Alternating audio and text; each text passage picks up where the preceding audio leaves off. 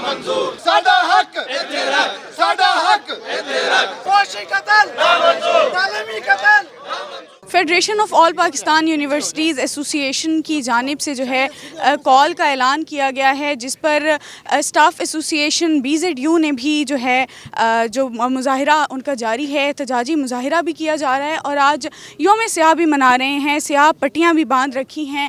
Staff और उसातिज़ा जो हमारे साथ मौजूद हैं, इनसे जानते हैं इनकी क्या मुतालबात हैं। जो रेकरिंग ग्रांट या अखराजात जारिया होते हैं, तमाम यूनिवर्सिटियों को अपने डे टू डे अफेयर चलाने के लिए वफाकी हुकूमत एक सब्सिडी दिया करती है।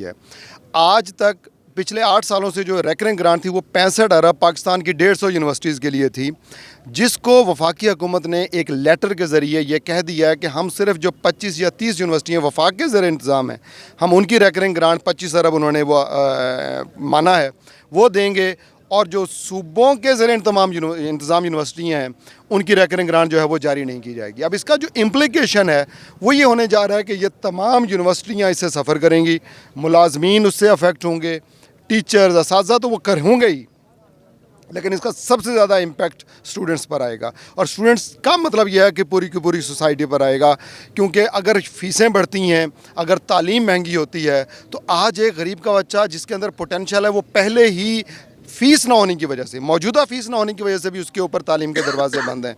और खुदा ना खास्ता अगर फ़ीसें डबल हो जाती हैं तो मैं समझता हूँ शायद गरीब के बाद अब ये मुतवस्सित तबके की बारी है, या उससे थोड़े से खुशहाल लोगों की भी बारी है कि वो भी शायद आला तालीम के लिए इन दरसगाहों में नहीं आ सकेंगे। तो ये इस वक्त पूरी सोसाइटी का मसला है, जिसके लिए आज दुनिया भर की यूनिवर्सिटियों से आला तालीम याफ्ता टीचर सड़कों पर खड़े हैं।